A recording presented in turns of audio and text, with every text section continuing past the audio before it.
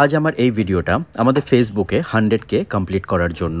হ্যাঁ, আমি আমাদের বললাম, কারণ এই পেজটা যতটা আমার ততটা তোমাদেরও। তোমাদের সাপোর্ট আর ভালোবাসা না থাকলে জাস্ট 6 মাসে এটা হতো না। তাই তোমাদের সবাইকে জানাই অনেক শুভেচ্ছা আর ধন্যবাদ। এই 100K সেলিব্রেট করার জন্য কেক বানাবো না পায়েস বানাবো বুঝে উঠতে পারছিলাম না। তাই ভাবলাম যদি দুটোই একসঙ্গে বানাই তাহলে কেমন হবে। তাই বানিয়ে ফেললাম পায়েস দিয়ে কেক। রেসিপিটি শেয়ার করার আগে তোমাদের একটা কথা বলতে চাই, ফেসবুকে এই পেজটা আমার নয়, এটা একটা ফেক প্রোফাইল। তোমরা প্লিজ এই পেজটিকে রিপোর্ট বা ব্লক করো। ফেসবুকে এটা আমার আসল এবং একমাত্র প্রোফাইল। শুরুতেই আমি ওভেনটা প্রিহিট করতে দিলাম। এবার 1 কাপ ময়দা, 1 কাপ চিনি গুঁড়ো করে নিয়ে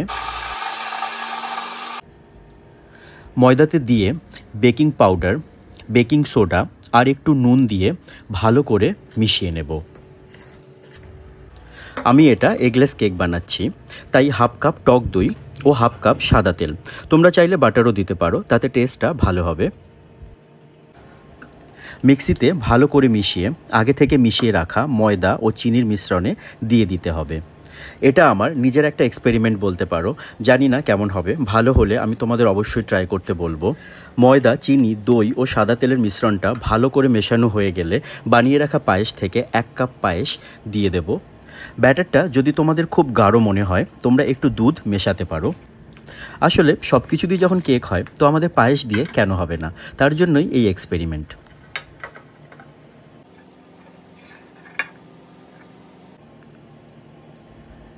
আমি ওভেনে কনভেকশন মোডে 180 ডিগ্রি সেন্টিগ্রেডে 30 মিনিটসের মতো বেক করেছি।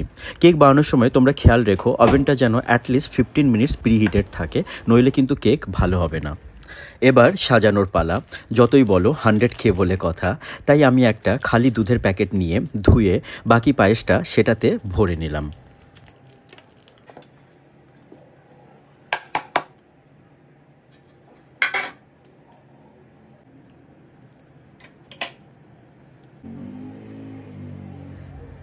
না, আমার এক্সপেরিমেন্ট কিন্তু সাকসেসফুল। কেকটা দারুণ হয়েছে, তবে তোমরা চাইলে একটু ভ্যানিলা বা অন্য কোনো ফ্লেভার দিতে পারো।